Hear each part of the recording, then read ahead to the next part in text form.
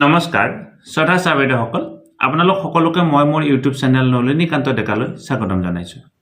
ছাৰবেদসকল ইতিমধ্যে আমি গম পালোঁ আমি CL অনলাইন এপ্লাই কৰিব লাগিব, ইলেকশ্যন ডিউটিত গ'লে আমি অনলাইন এপ্লাই কৰিব লাগিব, অফিচ ডিউটিত গ'লে আমি অনলাইন এপ্লাই কৰিব লাগিব, আমি যদি সেন্সাস ডিউটিত যাওঁ অনলাইন এপ্লাই কৰিব লাগিব, আমি যদি এদিনৰ কাৰণে ছুটি ল'বলগীয়া হয় অফিচ ডিউটিত গৈ অনলাইন এপ্লাই কৰিব লাগিব, আমি যদি হাফ ডে হলিডে ল'বলগীয়া মানে কিবা কাৰণে ডিউটিত যাবলগীয়া হয় আমি অনলাইন এপ্লাই কৰিব লাগিব। এতিয়া কথাটো হ'ল এই যে আমি অনলাইন এপ্লাই কৰিম, অনলাইন এপ্লাই কৰাৰ পিছত এই এপ্লাই কৰাৰ পিছত আমাক সেইটো এপ্ৰুভ কোনে কৰিব, আমি এপ্লিকেশ্যনখন দিয়াৰ পিছত এপ্ৰুভ কৰাৰ অথৰিটি কোন হয় সেই কথাটো আমাৰ মাজত অকমান খেলিমেলি সৃষ্টি হৈ আছে। সেই কথাটো আজি ভিডিঅ'টোৰ জৰিয়তে জানিবৰ কাৰণে চেষ্টা কৰিম। আমি যেতিয়া CL এপ্লাই কৰিম, CL এপ্লাই কৰাৰ পিছত CL-টো এপ্ৰুভ কৰাৰ কাৰণে অথৰিটি হৈছে আমাৰ সেই বিদ্যালয়খনৰ প্ৰধান শিক্ষকজন। কাৰণ আমি CL-টো আমাৰ বিদ্যালয়খনৰ প্ৰধান শিক্ষকজনক ওচৰত যেহেতু আমি এপ্লাই কৰিম টু দি হেডমাষ্টাৰ বুলি যেহেতু আমি লিখিম, গতিকে আমি প্ৰধান শিক্ষকজনে কি কৰিব আমাক CL-টো এপ্ৰুভ কৰিব বা CL-টো ৰিজেক্ট কৰিব। তেওঁ CL-টো এপ্ৰুভ কৰিবও পাৰে, CL-টো ৰিজেক্ট কৰিবও পাৰে। এক নম্বৰ কথা, আমি যদি ইলেকশ্যন ডিউটিৰ কাৰণে এপ্লাই কৰোঁ, অফিচ ডিউটিৰ কাৰণে এপ্লাই কৰোঁ, সেন্সাস ডিউটিৰ কাৰণে এপ্লাই কৰোঁ, সেই যিটো ডিউটি সেইটো এপ্ৰুভ কৰাৰ অথৰিটি হৈছে প্ৰধান শিক্ষকজন।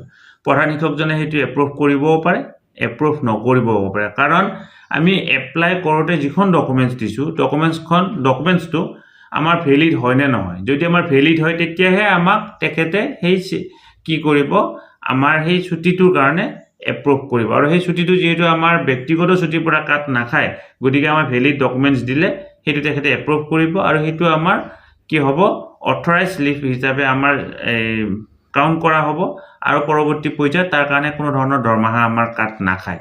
এতিয়া এপ্ৰুভ ক'ত গৈ কৰিব লাগিব সেই কথাখিনিও আমি জানি ল'ব লাগিব। এপ্ৰুভ কৰিব লাগিব আমি শিক্ষা হেতু পৰ্টেলত গৈ।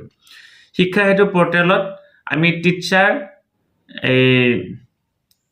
আমাৰ যিটো শিক্ষা হেতু পৰ্টেলত ইউজাৰ আইডি আৰু পাছৱৰ্ডৰ জৰিয়তে আমি খুলি ল'ম। ইতিমধ্যে ইয়াক লৈ আমি ভিডিঅ' প্ৰস্তুত কৰিছোঁ, আমি আকৌ সেইটো বিষয়টো পুনৰবাৰ ৰিপিট কৰাৰ প্ৰয়োজনবোধ কৰা নাই।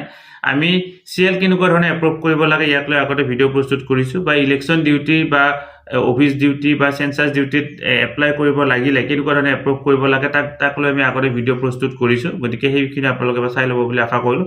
মাত্ৰ আমি কি কৰিব লাগিব, প্ৰধান শিক্ষকজনে পৰ্টেলত গৈ এপ্লাই কৰিব লাগিব।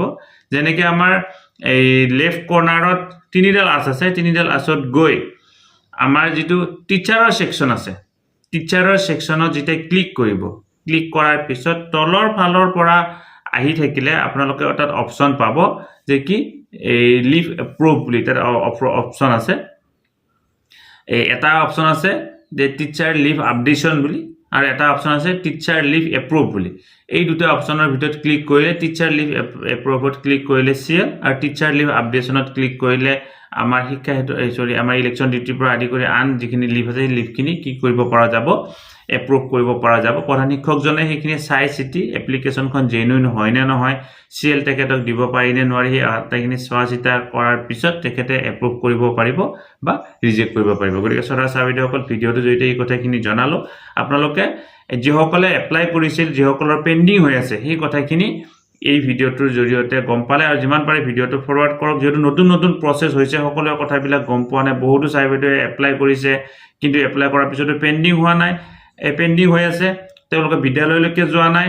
তাৰপিছত বিদ্যালয়লৈকে নোযোৱাৰ কাৰণে তেওঁ ভাবিছে ইতিমধ্যে মই CL এপ্লাই কৰিছোঁ, গতিকে মই বিদ্যালয়ত নাযাওঁ কাৰণে মই CL এপ্লাই কৰিছোঁ, কিন্তু এপ্লাই কৰিলে এপ্ৰুভ নহ'ল, বা এপ্ৰুভ নহ'ল মানে কি এপ্ৰুভ কৰিব লাগে এই কথাখিনি বুজি নাপালে পৰৱৰ্তী পৰ্যায়ত তেওঁ অনলাইন এটেণ্ডেঞ্চ নিদিলে, আৰু যোৱাকালি ৰাতিপুৱা সন্ধিয়া ইতিমধ্যে লিষ্ট ওলাল, তেখেতৰ এবচেণ্ট ওলাল। এনেকুৱা ধৰণৰ 3-4জন ছাৰবেদে যোৱাকালি আমাক ফোন কৰিছে। গতিকে এই যে কথাখিনি ঘটিছে, ঘটাটো কাৰণটোৱে হ'ল আমি কি কৰিব লাগিব, আগতীয়াকৈ এপ্ৰুভ কৰিব লাগিব। যদি আমি এপ্ৰুভ নকৰোঁ আমাৰ এবচেণ্ট লিষ্টত নাম আহিব। এবচেণ্ট লিষ্টত এইকাৰণে নাম আহিব, এপ্ৰুভ নকৰাৰ লগে লগে এই অনলাইন এটেণ্ডেঞ্চৰ যিটো ছিষ্টেমত আমাৰ নামটো এবচেণ্ট হিচাপে দেখুৱাব, আৰু এপ্ৰুভ কৰাৰ লগে লগে তাত CL হিচাপে দেখুৱাব, অফিচ ডিউটি দেখুৱাব, ইলেকশ্যন ডিউটি দেখুৱাব, বা মিটিং দেখুৱাব, সেন্সাস দেখুৱাব, এনেকুৱা ধৰণৰ দেখুৱাব।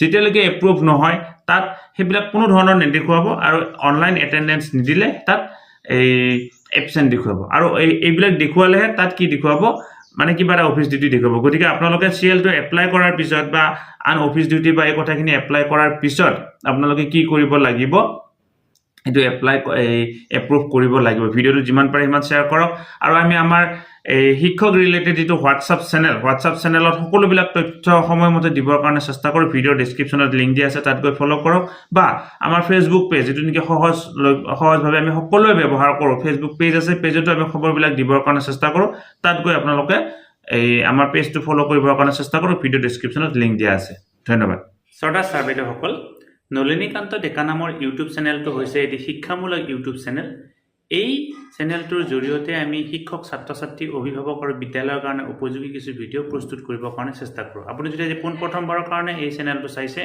অনুগ্ৰহ কৰি চেনেলটো সাবস্ক্ৰাইব কৰিব আৰু অল নটিফিকেশন প্ৰেছ কৰি থব